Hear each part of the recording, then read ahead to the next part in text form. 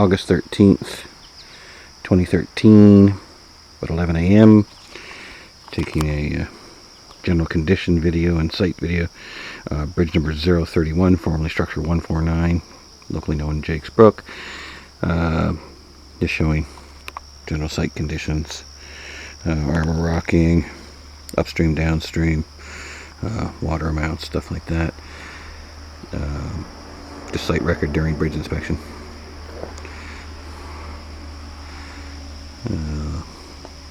Now looking at the west side armor rock. Armor rock to 6 feet. General condition of the brook. There's fence downstream's been there some number of years, and there's some minor amount of debris in it. No cause for concern for the structure or the users. Upstream, page wire fence.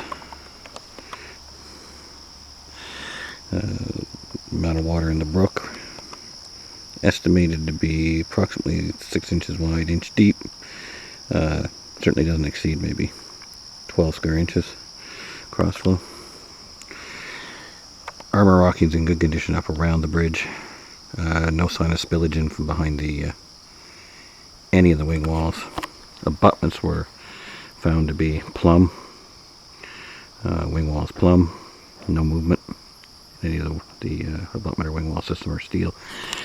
The only anomaly on the bridge does have blocking under the to level it under the to compensate for potential future subsidence, etc.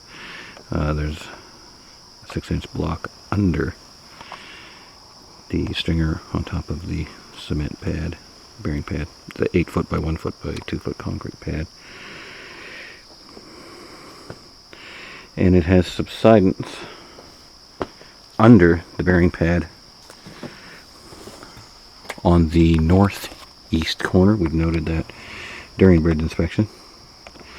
Here on the stringer, date and time, and it's popped a bolt. You can see there's a washer right here, laying right there. So, noted that. This does need some jacking on the stringer on top of the bearing pad, and blocking installed. Should be no issue with installing blocking. Most of the DNR bridges sit on blocking, and do move. All bridges move, so this one's certainly no exception. And so we're going to get rid of that gap right there by jacking the bridge. The bridge was noted to be level longitudinally on this date. Some small armoring in front of the main armor rock here around the bridge, just as a tight fill or fill against structure on the outside. Armor rock again about 5 feet in diameter on the longest axis.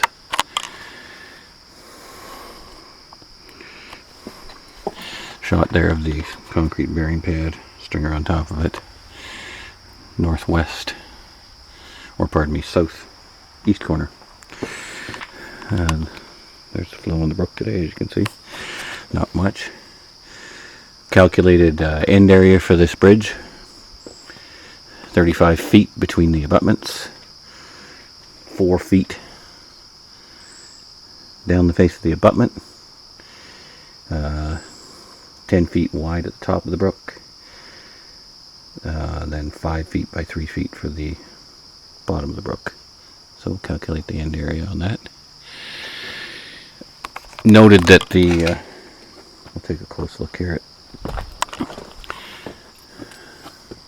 nailing strips are bolted properly, although there is lift on that one corner.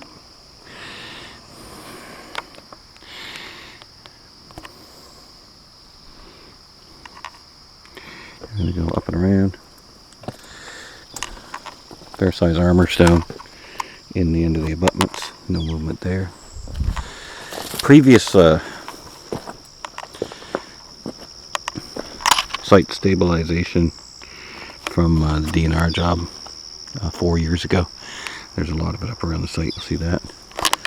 And it is Generally, the site is stabilized now due to there was clover planted in here, etc., on the rail bed, so that's kept everything fairly tight and not moving. From the top of the bridge, corrals are sturdy, no issue. Just give them a wiggle here so you can see. There's zero movement, and all well nailed in place. Dirt's to the bottom of the curbing, as you can see. Very little carryover of ballast onto the, or surfacing onto the bridge deck. Signs are on sturdy. We did note right here, I'll zoom in, there's a small area. The curbing goes, or pardon me, the sacrificial decking, longitudinal decking goes to within 3 feet of the curb, or 3 inches of the curb, and there's a slight bit of subsidence right there in the corner, possibly, one shovel full of dirt on each corner. Shouldn't affect users. You can't actually get a bicycle or walk that close to the edge of the bridge either. So we did note when we were checking the uprights, they may have been over nailed slightly. Somebody got a little carried away. You'll notice here there's galvanized spikes and air nails. So there's 8 in the top. 6 times 5 is 30 in the face. So there's 38. And when you come around the back, you then notice there's 5 times 4 in the base of the upright. It's nailed on 4 sides. Toenailed. Then there's 5 and 4. There's 13 in the top of the upright. 13 in the bottom of the upright. So that's 26, and 20 is 46. And 8 is 54. And 6 times 5 is 30. So that's 84 nails in an upright. So that shouldn't go anywhere. Looking around again, some more of the original filter fabric that was put up during the first installation on this site. And just a general look at the site from around the top. Everything appears to be good, with the exception of some leveling issues. Again, where we need to do a little around the bridge. No real sign of any erosion issues that would be cause for concern. The fill in behind the wing walls is that encapsulated fill. It's not structural. That wing wall is there to hold the dirt, not the dirt there to hold the wing wall. So that should be noted. That's not much of an issue there. It's doing its job. The exit to the bridge on the west side up the ramp, only the first little bit has Class A. And again, the bridge was installed as a multi-use bridge, but it was installed by a snowmobile club, and this isn't a trail. At this point, the site's all stabilized and was seeded, and etc. So there's no real erosion issues here on either side. As you can see, it's all clear rock. The only problem we do have is a bit of a grade there and some rough rock, but again, it's abandoned rail corridor, so the only one licensed to use it is snowmobile, so they certainly won't have an issue with it when there's snow on. Looking at the bridge from these fences were re-maintained after the fill was done too, so fences are in good shape along either side of the surfacing. Come up and have a look down at the bridge. And you got a Class A ramp on the other side, same thing. Certainly a lot less grade on the eastern side. The railroad bed was tapered back roughly 250 feet, 240, 250, something like that, and about 120 on the east side, or west side, pardon me. And a look at the abutments from over on this side. So the wing wall there, it's actually started to vegetate in behind it, which is good. Clover's taking hold. And look at the armor rocking. Fairly solid structure. And again, there is some dirt mixed in with the rock, but that was from the original site stabilization, and not much cause for concern. No erosion issues into the brook anyway. Take a look up and downstream from up top here.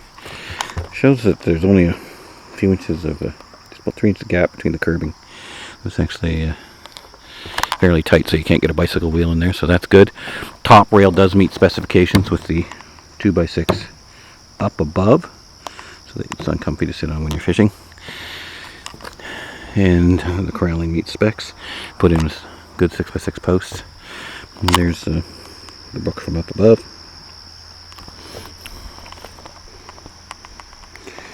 That would be the northwest abutment,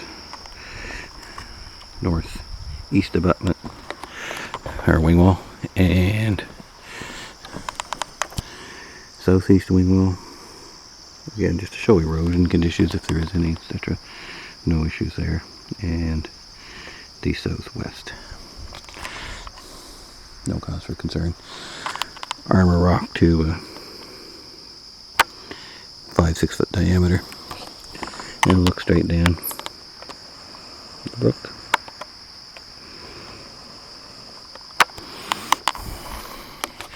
Good paint on all the structure, galvanizing's good, no issues. Other than routine bridge maintenance around some of the curbing, we may want to keep an eye on the fill there as if the Class A moves any. Taking a picture from the east approach looking west, and that's about it.